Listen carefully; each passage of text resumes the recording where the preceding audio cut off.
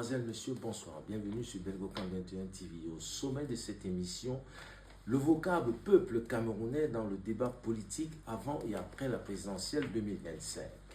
Qui parle au nom du peuple camerounais? Enjeux, stratégie et réalité. Monsieur Itoga, bonsoir. Bonsoir et merci de l'invitation.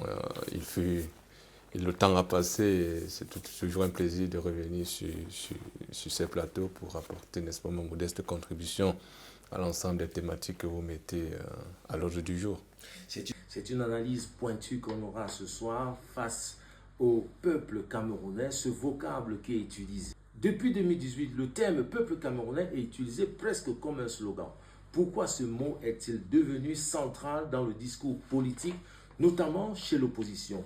On note la crise de légitimité post-2018, la contestation des résultats, le besoin stratégique de s'identifier aux masses, le développement des réseaux sociaux, discours viral, l'héritage du multipartisme 1990, où le peuple était déjà un symbole. Qui parle au nom du peuple, M. Dola? C'est une bien grande question et cela nous prendra logiquement toute une thèse pour éplucher, n'est-ce pas, cette question ô combien importante. Mais je vais ici, n'est-ce pas, faire court dans la mesure où il faut bien essayer d'aider l'ensemble des citoyens camerounais à comprendre cette notion qui est même la base fondamentale, n'est-ce pas, de toute réflexion quand on veut commencer à parler d'État. Et c'est d'abord quoi le peuple? Qu'est-ce que le peuple? Et quand on aura défini ce qu'est le peuple, on va rentrer maintenant dans la constitution camerounaise pour déterminer qui parle au nom du peuple. Et à ce moment-là, on verra bien si les acteurs politiques au niveau du Cameroun respectent, n'est-ce pas, déjà cette loi fondamentale que la constitution camerounaise établit, je pense, le 18 janvier 1996. Déjà, qu'est-ce que le peuple? Le peuple, c'est un concept à la fois central, polysémique et stratégique. Il varie en fonction des idéologies et du contexte historique lorsqu'il est convoqué. Et vous conviendrez avec moi qu'en parlant du Cameroun, ce concept-là tend à vouloir installer une certaine idéologie ou alors promouvoir une certaine idéologie, quel que soit le camp sur lequel on le convoque. Et à côté de ça, puisqu'on est dans le discours politique, le peuple maintenant, ce concept sociologique-là est très important dans la mesure où il désigne rarement une réalité objective. Et donc la convocation du concept de peuple devient une subjectivité quant à celui qui l'utilise pour faire valoir son idéologie. Et donc, comment rationaliser alors de façon objective la notion de peuple dans une société comme celle du Cameroun qui se veut une population plurielle. On va y revenir avec des auteurs comme Hannah Arendt qui a, n'est-ce pas, travaillé là-dessus. Alors, l'objectivation et l'homogénéité du peuple est quelque chose qui est recherché, n'est-ce pas? C'est pourquoi on a édicté la constitution camerounaise pour, n'est-ce pas, encadrer ou cadrer cette notion qui est essentielle dans la sociologie politique. Et donc la construction ici, on arrive à dire de façon claire que le peuple est une construction discursive quand on se situe naturellement dans le discours politique. Et donc la notion de peuple devient une construction discursive. Elle est mobilisée pour diverses raisons. La première est la légitimation du pouvoir ou un projet politique. Vous voyez, vous êtes au fait de ce que les acteurs politiques utilisent cette notion pour légitimer soit le pouvoir, soit un projet politique. Le deuxième axe est la création d'une identité collective. Et ici, vous allez constater que cette création d'identité collective tend à vouloir être mise en place mais en fonction des idéologies qu'on se fixe. Si on prend pour référence ou alors de terrain d'analyse le Cameroun, vous conviendrez, et la périodicité que vous avez énoncée, 2018 à nos jours, vous conviendrez avec moi que la notion de peuple est convoquée ici par la catégorie opposition que vous avez, n'est-ce pas, mise en place. Elle est convoquée pour à adouber ou alors faire valoir une certaine idéologie qui tend à montrer que ce peuple-là revendique une certaine révolution, un certain changement. Et donc l'idéologie ici, la construction de l'identité collective, elle est mobilisée, le peuple est mobilisé pour construire cette identité collective-là afin d'atteindre cette idéologie de changement. Le troisième axe qui peut être mobilisé, c'est l'opposition, toujours dans le discours politique, l'opposition entre le nous et eux. Dans le nous et eux. Et nous, c'est le peuple. Eux, c'est ceux qui gouvernent, les dirigeants. Et donc, vous voyez ici qu'on a exclu les dirigeants de la notion de peuple. Ils ne sont pas peuple. Et cela nous renvoie à différentes catégories de peuples que j'espère qu'on aura le temps de revenir. Et donc, qui dirige au Cameroun, cela me renvoie... Qui dirige le peuple au Cameroun, cela me renvoie à la constitution camerounaise. La constitution camerounaise dit quoi en son article 2 ? Les autorités chargées de diriger l'État tiennent leur pouvoir du peuple par voie d'élection au suffrage universel direct ou indirect, sauf disposition contraire à la présente Constitution. Mais bien avant, dans son alinéa 1, on nous dit que le peuple ne doit subir aucune fraction, ni aucun individu ne peut s'attribuer l'exercice du peuple. Et donc ici, dans le discours politique que nous avons aujourd'hui au Cameroun, personne n'arrive à respecter cette disposition constitutionnelle, dans la mesure où chacun essaye de s'arroger les pleins droits de ce peuple-là maintenant qui devient fractaire, qui est dans une division idéologique qui fragilise, n'est-ce pas, l'unité nationale que défend la Constitution camerounaise. Et donc, qui doit diriger le peuple au niveau du Cameroun? C'est le chef de l'État. Le chef de l'État et les élus locaux, naturellement. Et le peuple est déjà un symbole. Le peuple est un symbole. Le peuple est un symbole dans la mesure où il est convoqué, il est sacralisé, et il est central, il est polysémique et il est stratégique. Et c'est en ce moment-là qu'il devient un symbole parce qu'il confère même déjà, n'est-ce pas, l'exercice du pouvoir. Il vous permet, n'est-ce pas, d'exercer le pouvoir. Sans le peuple, vous ne pouvez pas exercer le pouvoir. Et donc, il devient un symbole central dans l'accession à la magistrature suprême ou alors à l'exercice du pouvoir. Et fatalement, il doit être convoité, mais au Cameroun, le peuple n'est pas forcément convoité. Il est, n'est-ce pas, conçu dans son attitude passive dans l'exercice du pouvoir. Et c'est en cela qu'on va essayer de convoquer certains auteurs pour montrer que peuple, est-ce qu'au Cameroun, on peut, bien que cela soit consolidé dans la constitution camerounaise, est-ce qu'on peut parler de notion de peuple au niveau du Cameroun? Ou alors, on va, n'est-ce pas, faire une analyse pour montrer qu'aujourd'hui, vu que c'est une construction discursive, la construction discursive qui est créée autour du concept de peuple camerounais a fragilisé cette notion et a déteint sur la constitution, non pas d'un peuple, mais plutôt d'une foule. Et c'est à cela qu'on va essayer de montrer en quoi le peuple Cameroun aujourd'hui, dans le discours politique, tend à construire non pas un peuple, mais plutôt une foule. Les troubles post-électoraux d'octobre 2018 ont montré des fractures profondes. En quoi ces événements ont-ils renforcé l'usage stratégique du mot « peuple » ?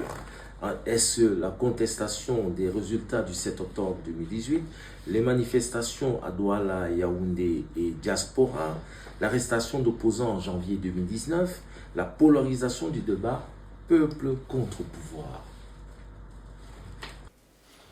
Alors, ceci semble anodin, mais c'est un construit social, dans la mesure où les penseurs de cette posture-là considèrent que le peuple au niveau du Cameroun ne réfléchit pas. Et quand on ne réfléchit pas, on n'est plus un peuple. Et c'est ici le moyen pour moi d'établir ce distinguo entre peuple et foule.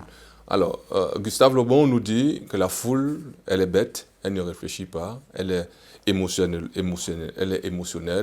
et donc elle est dangereuse pour la cité. C'est Gabriel Tade qui vient nous rappeler que le peuple, par contre, lui, il est conscient, il est rationnel et il est moins émotif dans ses choix. Et Hannah Arendt vient conclure en disant que le peuple, pour lui, il doit être capable d'avoir une analyse critique, une pensée critique, d'être juge de ses actions. Et vous voyez ici qu'au Cameroun, le discours politique ne construit pas cette analyse critique-là au sein de la population, mais plutôt le construit à être un gendarme d'une certaine idéologie qui est motivé par des émotions, qui est motivé par une contagion, qui est motivé par un leader politique en qui il doit, n'est-ce pas, avoir confiance et adouber, n'est-ce pas, les idéologies. À ce moment-là, on n'est plus peu parce qu'il n'y a pas ce recul critique que Hannah Arendt nous demande. Et je vais, n'est-ce pas, faire énoncer, n'est-ce pas, la différence entre peuple et foule. Le peuple, c'est un citoyen actif, capable de penser. C'est un citoyen capable de juger et d'agir. C'est un citoyen engagé dans l'espace public. C'est un citoyen qui existe par la participation politique. Par contre, celui qui est dans la foule, il est inactif, il est inconscient, il est un individu isolé, passif, privé de pensée critique, facilement manipulable. Ici, là, on est dans le contexte de foule. Et donc, on peut utiliser, n'est-ce pas, ces éléments-là pour catégoriser le type de pouvoir que nous avons dans un espace géographique. Si on prend ces éléments-là et on greffe cela au Cameroun, on va dire que nous sommes dans un régime totalitaire parce qu'on retrouve bien tous ces éléments-là dans l'espace qu'on appelle Cameroun aujourd'hui. Le peuple, il n'y a pas véritablement des personnes qui utilisent l'espace public pour s'exprimer, parce que vous avez souvenance que au niveau du Cameroun, on se plaint que la parole nous est retirée. On n'a pas facilement la liberté d'expression pour l'occupation de l'espace public. Or, dans le concept de peuple, la notion d'espace public qui doit être occupé par ce peuple-là, dans la mesure où il est capable de penser, de juger et d'agir, est un élément fondamental. Et c'est là que Hannah Arendt intervient pour nous dire que l'unicité du peuple est quelque chose de dangereux dans une société. Il y a des peuples pluriels. Et la convocation de ces deux notions-là, de l'unicité et des peuples pluriels, nous donne une certaine posture pour penser comme Hannah Arendt, de dire que l'unicité du peuple est totalitarisant dans la mesure où il empêche de construire une analyse critique et de l'opposition des idées, des idéologies. Or, dans la conception d'un peuple pluriel, on a une rencontre, n'est-ce pas, une rencontre des idéologies qui crée, n'est-ce pas, un espace démocratiquement viable pour l'exercice de la pensée critique au sein de la population. Et fatalement, on a, n'est-ce pas, ce peuple-là qui s'émancipe, qui s'éveille aux questions de la gestion du pouvoir. Hannah Arendt se méfie donc fortement de l'instrumentalisation du peuple, dans la mesure où on a unifié les idéologies autour du concept du peuple. Revenons maintenant au Cameroun avec ces critères-là. On voit que des chaînes de télévision sont mises sur pied pour construire, n'est-ce pas, cette idéologie unificatrice des peuples, au fin d'une idéologie qui doit renverser le régime. À ce moment-là, on n'est plus dans la notion de peuple qui contredit même déjà ce que la constitution camerounaise demande, c'est-à-dire on ne peut s'arroger, on ne peut fragmenter le peuple et on ne peut s'arroger être le leader un homme politique ne peut aucunement s'arroger être le leader d'un peuple sur la scène politique camerounaise. Et donc vous voyez ici qu'on est en déphasage total avec ce que veut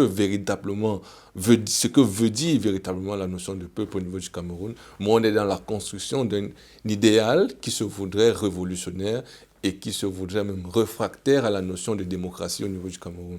Et donc, on est enclin dans ce que la notion de peuple que vous convoquez ici, elle est centrale, dans la mesure où elle va sensibiliser que ce soit le gouvernant, que ce soit, n'est-ce pas, la société civile ou alors le citoyen lambda, quant à ce que si les peuples, il doit être actif, il doit avoir la capacité de juger par lui-même, il doit avoir la capacité de poser des actions dans l'espace, n'est-ce pas, comment dire cela, occuper l'espace public, il doit être capable d'occuper l'espace public, même s'il faut revendiquer, et c'est à ce moment-là qu'il agit, dans la mesure où s'il laisse, n'est-ce pas, l'espace public à la merci du gouvernement, le gouvernement ne va pas faire la fine bouche pour l'occuper.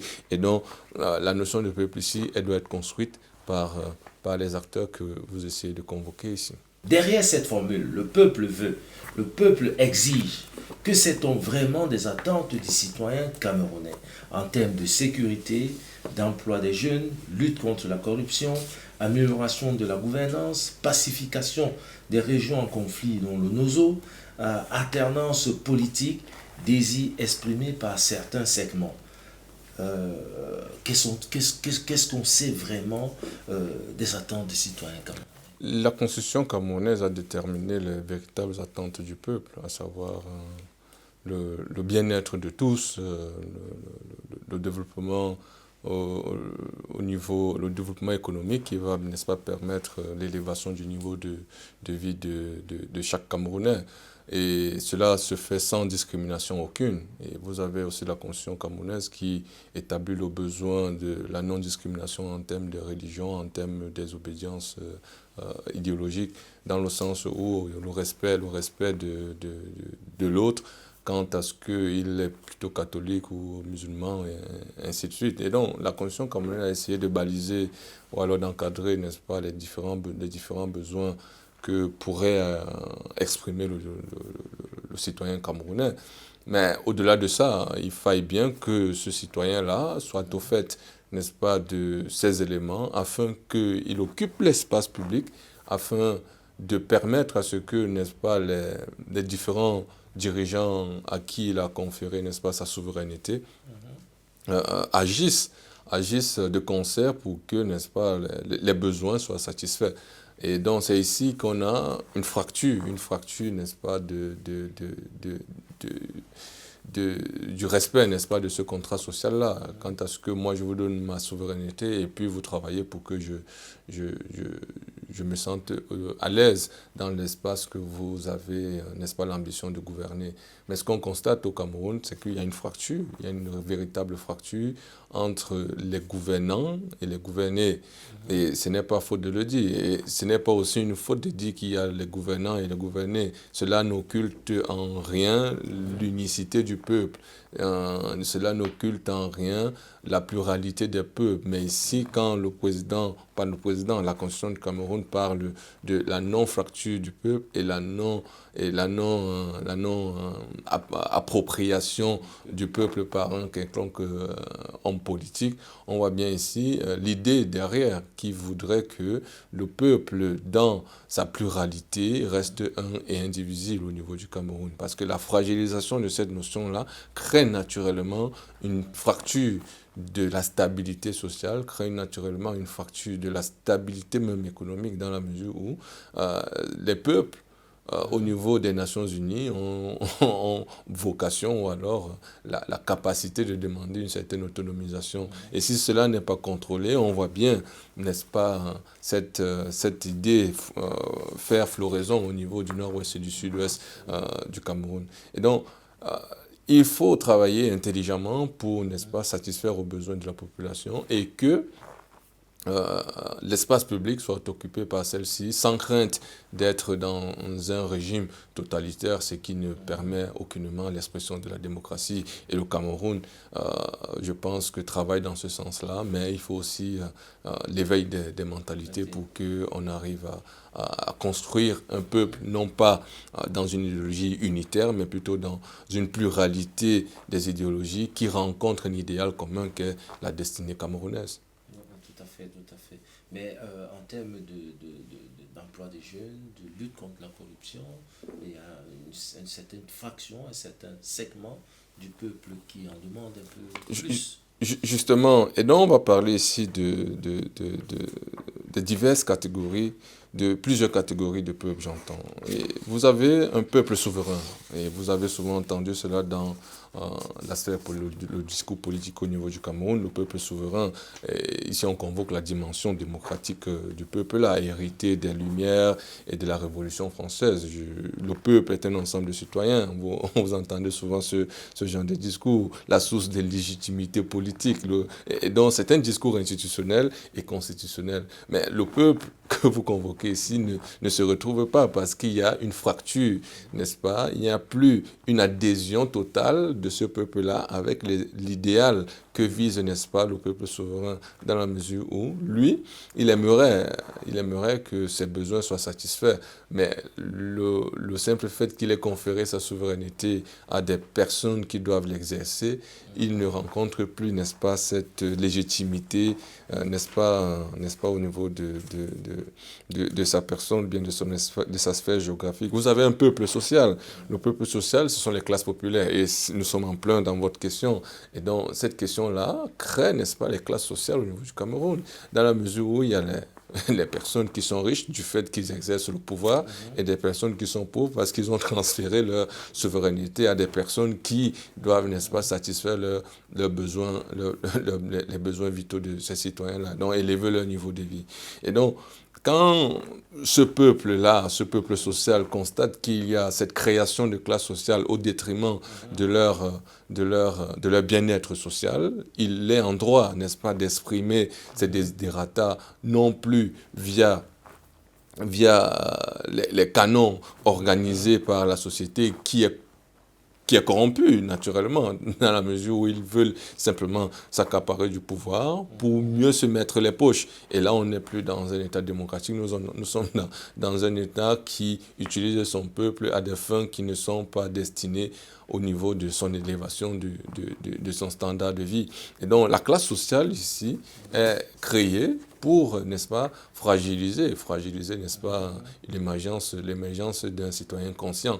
Et c'est le peuple ce peuple-là qui doit, n'est-ce pas, s'éveiller, qui doit maturer pour, n'est-ce pas, mettre en mal cette édification des classes sociales au niveau du Cameroun. Et cela est fortement ancré au niveau du Cameroun dans la mesure où si tu n'as personne d'en haut, tu vas finir en bas.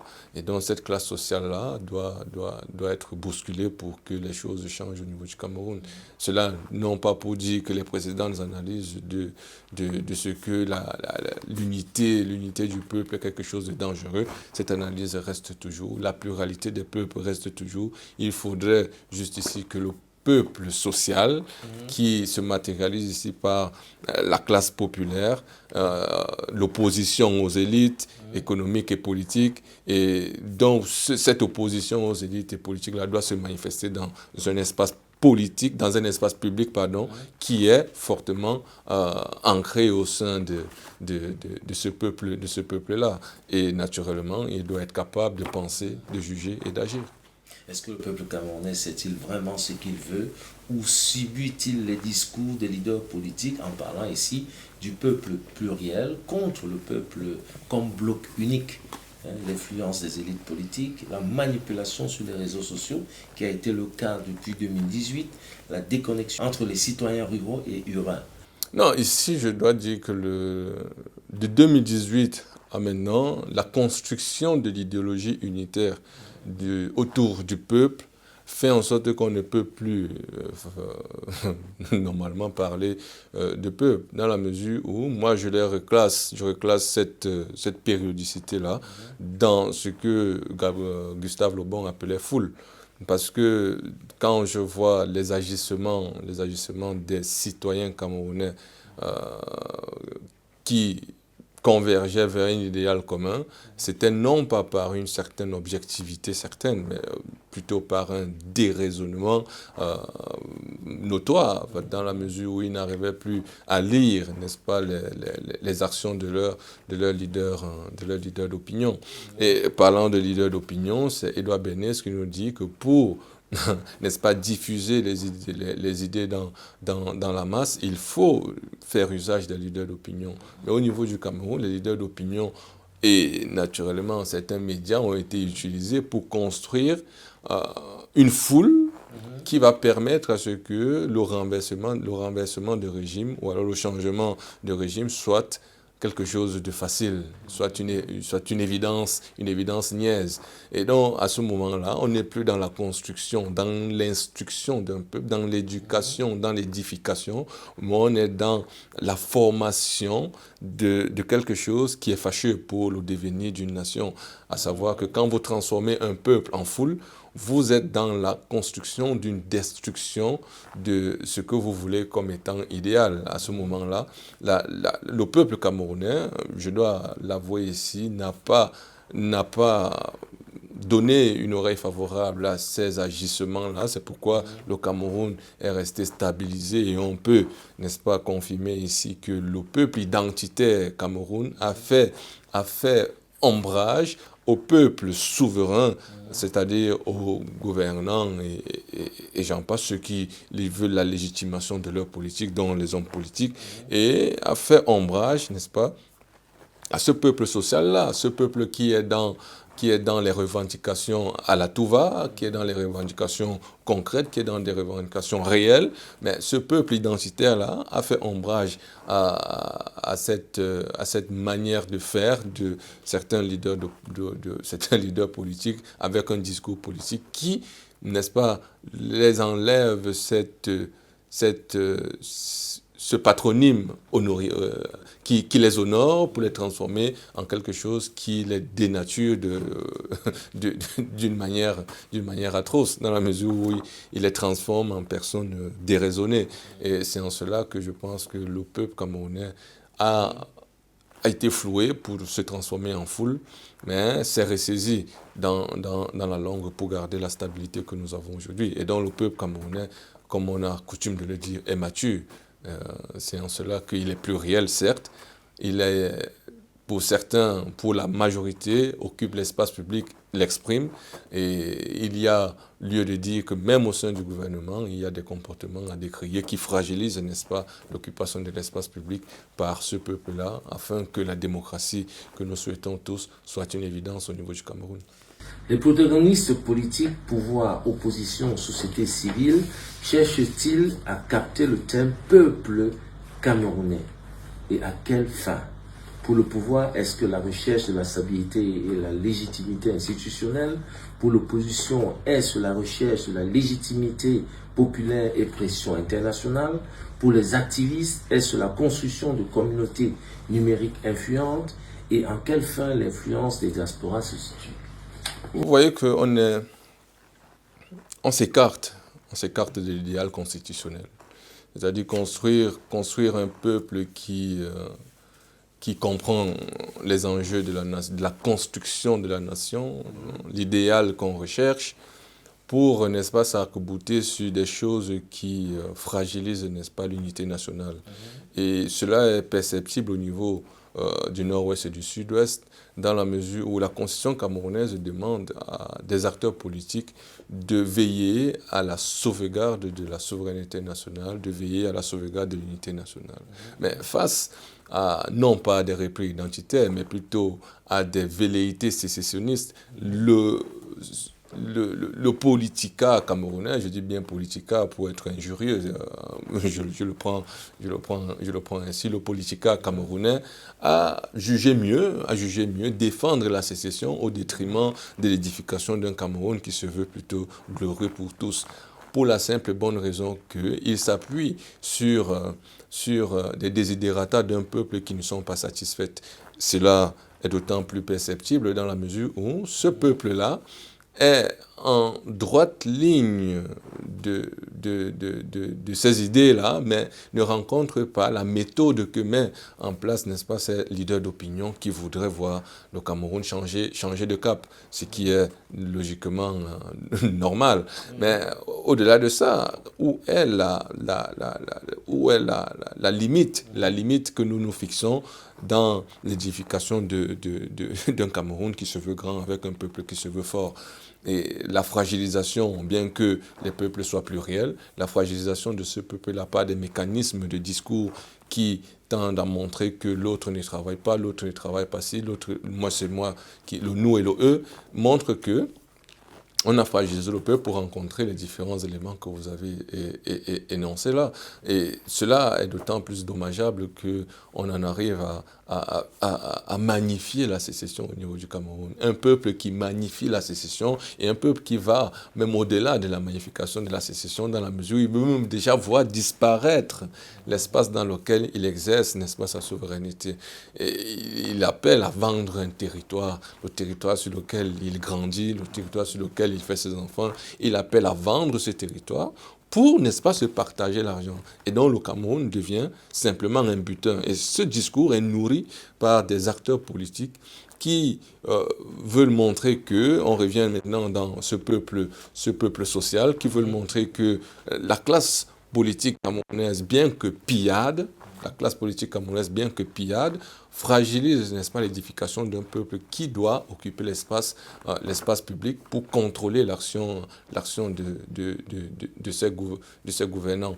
Et donc, on arrive à construire quelque chose de fâcheux qui n'aide pas à l'édification de ce que la Constitution camerounaise voudrait. Tout le monde travaille pour ne pas respecter la Constitution camerounaise. Même le peuple en question, on voit bien que le respect de l'espace public n'est pas quelque chose de fait au niveau même de la simple population. On construit des arrêts de bus par-ci avec des métaux et c'est le même peuple qui vient vandaliser cela pour vendre à la casse. Et donc vous voyez ici qu'on est dans quelque chose de j'ai besoin de ci, on t'offre ça et tu viens, tu détruis, et après tu repars dans la rue. Il n'y a pas l'éducation. Et donc le discours politique tend à construire, n'est-ce pas, tout ce que nous décrions aujourd'hui. Et c'est le lieu pour moi de dire que le discours politique doit changer d'orientation pour construire, n'est-ce pas, une société ou alors un peuple qui se veut plus souverain, plus acteur, plus à même de juger, plus à même d'avoir une pensée critique vis-à-vis des agissements. Est-ce que ce peuple n'est pas devenu un instrument rhétorique plus qu'un acteur Mais justement, le peuple est devenu un outil rhétorique. C'est pourquoi je convoque ici, n'est-ce pas, les discours politiques que nous entendons, qui tendent à utiliser le peuple, le transformer en foule, afin de le manipuler à des fins que lui-même il ignore, par les phénomènes de contagion et j'en passe. Vous avez l'émergence, n'est-ce pas, des leaders politiques numériques, dans la mesure où on a des influenceurs qui convergent dans la construction d'une idéologie qui doit capter l'attention du peuple et le transformer en foule. À ce moment-là, on est dans ce que Hannah Arendt décrit. Elle décrit l'unité idéologique des peuples, dans la mesure où elle fragilise la pluralité des idéologies, qui va renforcer la pratique de la pensée critique, de l'analyse critique et de l'action citoyenne. Mais vous évoquez la rhétorique. La rhétorique sert à quoi? À idéaliser. Elle sert à victimiser. Elle sert à abandonner, à mépriser. Elle sert à instrumentaliser. Et donc, l'usage du peuple comme outil rhétorique devient quelque chose d'une généralisation abusive qui a pour but de construire quelque chose. Et cette chose-là, c'est quoi? C'est de passer de peuple à foule. Et quand vous êtes transformé en foule, le pendant, c'est que vous êtes manipulable. Et si vous êtes manipulable, vous pouvez, n'est-ce pas, agir non pas par libre pensée, par vous-même, mais vous agissez par les desiderata de quelqu'un qui veut atteindre un objectif bien précis. Et en l'occurrence, au niveau du Cameroun, c'est l'accession au pouvoir. Et cette accession au pouvoir-là passe par quoi? Les manifestations de rue. Parce qu'ils estiment que le jeu politique est barricadé et embrigadé par le pouvoir. Et donc, il faut passer par ces mécanismes-là. C'est pourquoi je magnifie ici la maturité du peuple camerounais qui a vu grand, qui a haussé le niveau pour, n'est-ce pas, se détourner de ces agissements des politicards véreux au niveau du Cameroun. Juste pour terminer sur ce point-là, la référence du peuple a pour but donc de masquer la confiscation du pouvoir, parce que le pouvoir aussi utilise la notion de peuple pour masquer, n'est-ce pas, cette volonté de confiscation du pouvoir. Et donc, le peuple ici doit avoir ce que Hannah Arendt recommande, l'analyse critique. Où est-ce qu'on me mène? Est-ce qu'on me mène en bateau? Est-ce que et cela va légitimer l'ensemble des revendications qu'il va faire, parce que ça sera basé sur une certaine rationalité et non sur quelque chose d'émotif. Le Cameroun est un microscope de l'Afrique. C'est Bernard Foulon qui le dit. Beaucoup disent que le Cameroun est un pays mosaïque. Peut-on parler d'un peuple unifié ou plutôt de plusieurs peuples qui coexistent? quelle est votre analyse de la diversité culturelle et linguistique, de l'absence de récit national unificateur récent, de la fragmentation des opinions politiques, de la mémoire collective différente selon les générations? Je pense que la constitution camerounaise a réglé cette notion-là. Elle reconnaît la pluralité et la diversité des peuples au niveau du Cameroun. Et elle recommande la construction d'un Cameroun qui embrasse, n'est-ce pas, cette diversité culturelle, traditionnelle et culturelle. Et l'ayant dit ainsi, je ne sais pas ce que je peux dire plus de ce que la constitution camerounaise a déjà réglé. Il faudrait juste que le citoyen camerounais soit conscient de ce que l'exacerbation, puisque je pense que votre question veut faire référence ici à ce que nous constatons dans notre société, la fragmentation ethnique, des opinions politiques, la fragmentation même des peuples que nous discutons ici. Les peuples vont...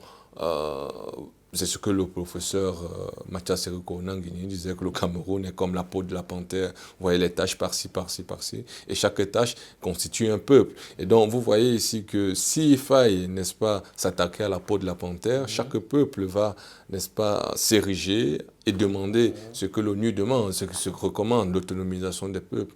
Et on voit déjà les débuts au niveau du nord-ouest et du sud-ouest. Est-ce qu'il faut continuer avec la fragmentation de l'idéologie qui pousse les peuples à s'ériger, à s'identifier à un idéal commun, la construction du Cameroun, ou alors à construire des communautés fortes? Il y a naturellement les peuples qui sont définis par des communautés culturelles, traditionnelles et identitaires. Ça existe. Mais maintenant, le Cameroun, par sa constitution, a estimé qu'on peut aller au-delà afin d'unifier l'ensemble des peuples qui se veulent souverains et construire un Cameroun dans l'idéal possible.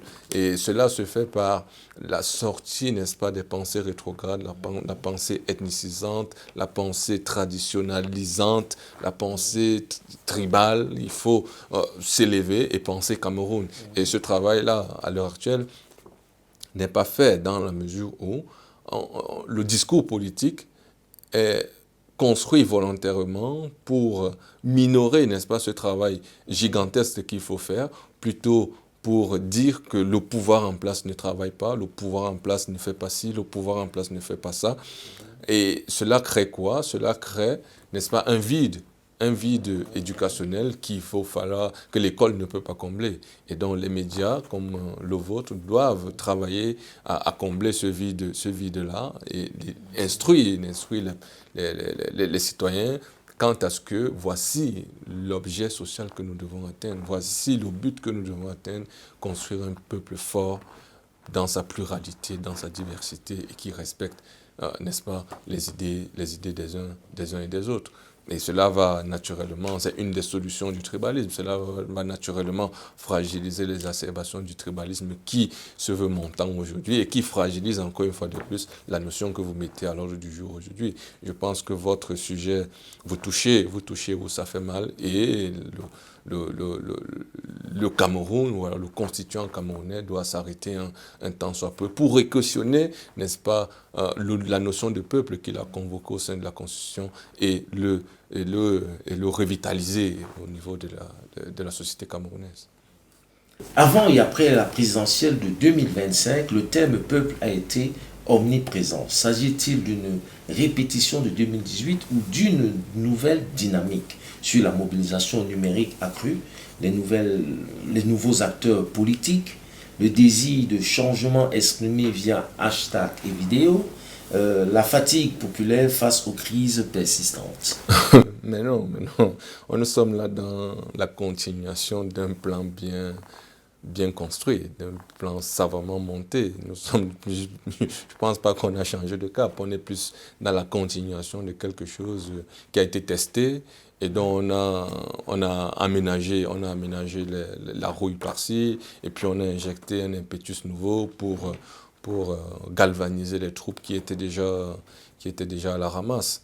Et donc vous avez vu la mobilisation d'un parti politique qui a été le transfuge idéologique, n'est-ce pas, de 2018 à 2025 au 12 octobre. Et donc, vous conviendrez avec moi que non, on est dans la continuation, on est simplement et purement dans la continuation, mais juste avec des masques qui ont changé de personne. Ceci pourquoi je le dis, vous avez une personne qui est au sein du gouvernement, qui démissionne 2 mois avant, parce qu'il estime qu'il ne voit pas le président. On est sans savoir que tous les Camerounais se plaignent qu'ils ne voient pas le président. Si lui seulement il ne voit pas le président en 2 mois, il démissionne. Le Camerounais va faire quoi? La simple logique, c'est qu'il y a un renversement du régime. Simple logique. Qu'il y a un renversement du régime. Et qu'est-ce qui est recherché depuis 2018? Le renversement. Et donc, le but ultime était déjà donné. Mais maintenant, comment est-ce qu'il a mis cela en place? Là est toute la question. Il y avait toute une machine médiatique qui a permis de construire cette idée-là, cette idée de déconnecter le peuple des véritables enjeux de la société pour le transformer en foule et faire corps avec l'idée que nous apportons au sein de la société camerounaise, à savoir le changement et le renversement des régimes. Et cela se construit par, n'est-ce pas, un discours qui veut, celui-là qui parle, il parle au nom du peuple. Et Hannah Arendt est contre ce point-là. Il ne faut pas parler au nom du peuple. Et d'où votre première question, qui parle au nom du peuple? Et vous voyez ici que cette posture-là a créé, n'est-ce pas, une défiance de l'autorité de l'État et créé, n'est-ce pas, des antagonismes au sein de la société camerounaise quant à qui est le véritable représentant du peuple. Il y a un peuple qui se voit dirigé par un monsieur Issa Tiroma, un autre qui se voit plutôt dirigé par un monsieur Paul Biya. Cela fragilise, n'est-ce pas, le peuple. Et ce n'est même plus un peuple pluriel, parce que le peuple pluriel est un peuple qui pense par lui-même, qui a la capacité de juger, qui a la capacité, n'est-ce pas, d'être actif. Mais ici, on est dans un peuple qui est, non plus peuple, mais qui est foule, parce qu'il suit les directives d'un monsieur qui manipule les ficelles. Donc, il évolue au gré des manipulations de celui qui parle au nom du peuple. Et au-delà de ça, il exprime une volonté unique. La volonté unique, vous avez un Issa Itourama qui s'élève, il dit que j'ai gagné. La volonté populaire voudrait que c'est lui qui a gagné. Et vous avez aussi ce monsieur-là qui veut l'effacement de la pluralité des opinions. On ne doit pas parler que le président Paul Biya, lui aussi, il a eu quelques élus. Non, c'est impossible qu'on le vote. C'est impossible. Avec les 43 ans de régime, aucun Camerounais ne peut voter le président Paul Biya. Donc vous avez l'effacement des pluralités d'opinion. Et cela, pour construire quoi? Les deux buts à atteindre, les deux objectifs à atteindre, le renversement des régimes ou alors le changement de régime. Et cela est dangereux dans la mesure où les acteurs politiques qui veulent créer une unité de peuple fragilisent l'avènement de la démocratie. Et donc, on est ici dans un antagonisme qui me pose problème.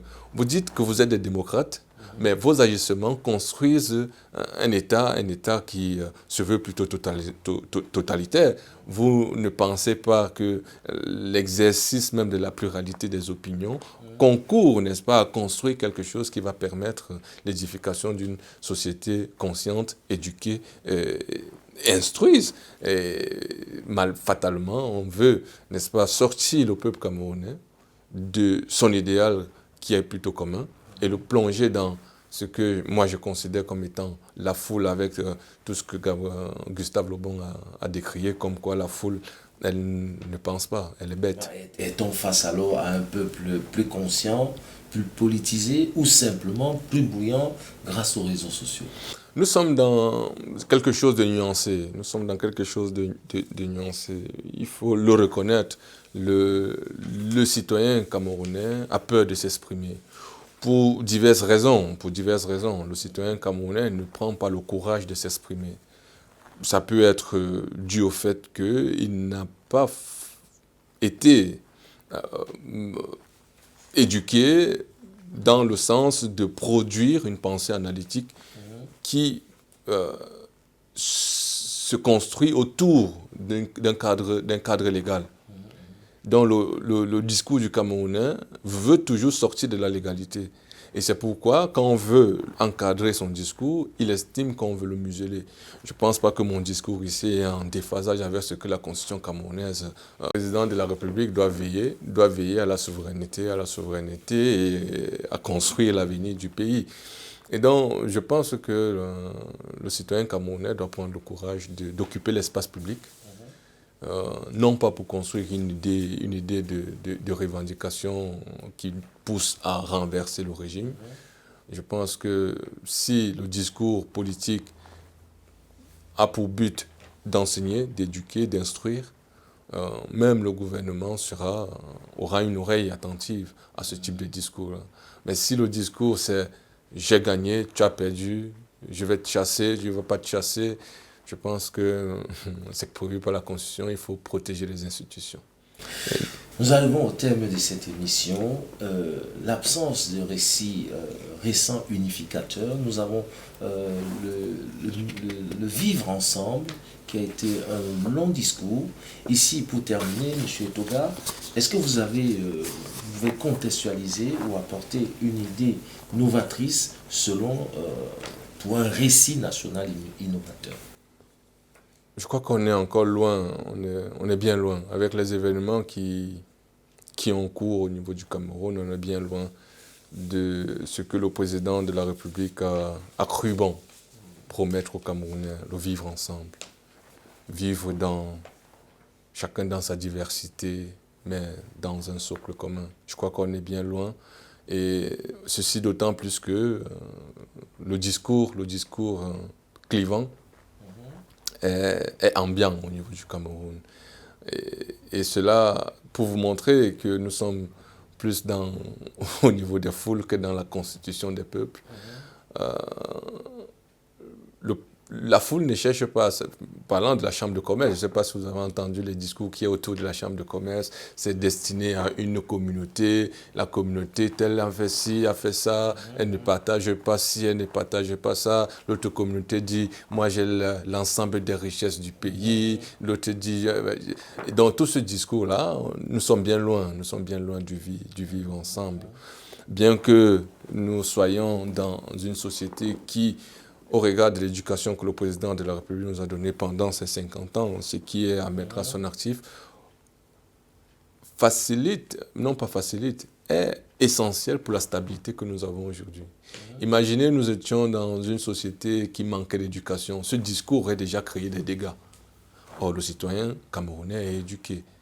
Il arrive à faire ce que Hannah Arendt nous demande, la pensée, la critique, analyser, juger et être acteur. Et c'est à ce moment-là que ça a été fortement chamboulé. C'est depuis 2018. Cette posture-là a été fortement chamboulée au point où même les intellectuels se retrouvent aujourd'hui à être entraînés par l'émotion et non plus par la raison. Or, le vivre ensemble est quelque chose qui questionne la raison du citoyen. Elle ne questionne pas l'émotion. Elle questionne la raison du citoyen. Et la Constitution nous recommande l'acceptation des uns et des autres dans leur plurielle diversité. Or, ce qu'on constate aujourd'hui, c'est le repli identitaire, et ce repli identitaire est plutôt réfractaire à l'idéologie que veut la société camerounaise. Et donc, le dire ainsi, on voit bien poindre à l'horizon l'effacement de l'existence du Cameroun et l'émergence des pluralités du Cameroun. Et s'il y a une émergence de pluralité du Cameroun, fatalement, on va accepter tant bien que mal l'émergence ou alors l'avènement des sécessions. Et donc la sécession que nous connaissons aujourd'hui ne va jamais connaître une condamnation ultime, dans la mesure où les partis politiques et le citoyen camerounais qui contribuent même déjà à la sécession parce qu'il estime que ce n'est qu'une communauté qui gère le pouvoir au niveau du Cameroun. Et donc l'éducation a été un élément stabilisateur au niveau du Cameroun. Et c'est en cela que le pilier de la praxis politique au niveau du Cameroun par le président de la République, son Excellence Paul Biya, est quelque chose de fondamental pour dans sa durée au pouvoir. Et c'est cette éducation-là qui le garde au pouvoir aujourd'hui, dans la mesure où le Camerounais arrive à réfléchir. J'ai mes yeux ici, si je m'amuse là, tout va se casser. Mais on doit arriver à sortir de ce discours clivant-là. Mais comment? Je pense que c'est là votre question. Comment arriver à sortir de ce discours? La solution miracle, je dirais que c'est une solution systémique. Une solution systémique. Que les médias sortent de cette idée qu'ils doivent plutôt être en opposition avec ce que fait le gouvernement, mais plutôt un média qui concourt à l'édification. Nous sommes une jeune nation et donc il faut éduquer au maximum, éduquer pour le respect ne fût-ce que de la constitution camerounaise. Donc les médias doivent éduquer les citoyens à devenir des peuples, non à devenir des foules, comme ce que j'observe aujourd'hui. Et au-delà de l'éducation, que le gouvernement et les gouvernants doivent travailler à satisfaire les besoins, je n'ai pas envie de dire le minimum, satisfaire les besoins des populations qui les ont mis à la charge de la cité, ils doivent le satisfaire, c'est leur boulot. S'ils ne veulent pas qu'ils dégagent, c'est tout, c'est aussi simple que ça. Quand ils vont travailler, non pas pour le peuple, mais ils travaillent pour l'édification d'un Cameroun qui se veut grand, où chaque citoyen se sent à l'aise, à ce moment-là, on ne va pas connaître tous ces discours de pauvres, parce que c'est le pauvre qui réfléchit ainsi, pauvreté idéologique, pauvreté économique, pauvreté culturelle, pauvreté dans tous les sens. Et donc, ma foi, le gouvernement doit travailler à nous sortir de cette pauvreté-là et nous diriger vers ce que le président de la République a souhaité, n'est-ce pas, cette diversité culturelle qui est axée sur la rationalité, j'ai envie de dire. Tiens que le peuple camerounais est moins un bloc homogène qu'un ensemble d'aspirations diverses, parfois instrumentalisées, parfois authentiques. Merci M. Etoga pour cet éclairage et cette analyse. Le débat continue dans les foyers, dans les rues et dans les réseaux sociaux. Je suis Belgocan 21 TV, informer c'est éduquer. Nous vous donnons rendez-vous pour le prochain numéro. À très bientôt.